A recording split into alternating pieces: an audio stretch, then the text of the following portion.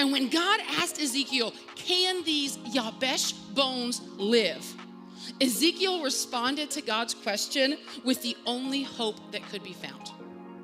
He said, only you know. And just like seasons of the year, we all have seasons of our lives where things seem dead. Maybe it's hopes or dreams deferred. Maybe it's a relationship. Maybe it's your child's faith. Maybe it's your passion for your job or your passion for your ministry.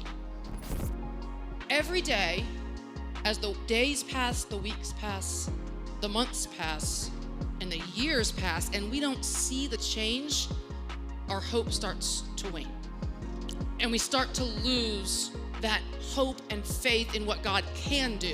And maybe we believe he can, but we don't believe that he will. And we wake up and we see our life circumstances the same, and they're not changing, and we wonder if they ever will. I want to make some observations about what's happening here. Okay, these are not just bones, and they're not just dead, they are disgraced. You see, in the thinking of ancient Israel and the ancient Near East, an unburied corpse with exposed remains was a shocking disgrace to the dead. It was robbed of its proper burial. And so when Ezekiel saw these bones scattered, he would have known these are dead, they are disgraced, and they were dry. And when God asked Ezekiel, can these Yabesh bones live? Ezekiel responded to God's question with the only hope that could be found. He said, only you know.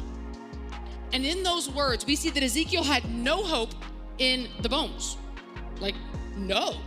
Like, my hope is not in the bones. They're not going to magically live. He had no hope in himself. He wasn't going to be able to bring the bones back to life.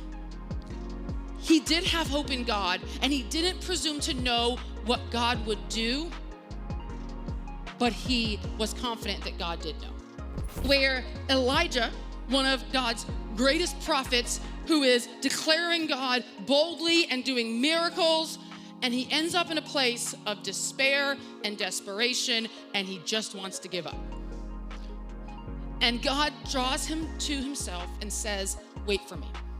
And how often are you the same way? He reminded me of how often I look at my circumstances and what I see around me, and it may not look like what I want it to. And yet, there he is, actively at work on our behalf. He is not sitting around twiddling his thumbs. He did not put us on a list and he'll get to it when he can. He is working on it. He is behind the scenes. He's putting the puzzle pieces together because he knows what we need, and he is in the process of doing it. We just can't see it.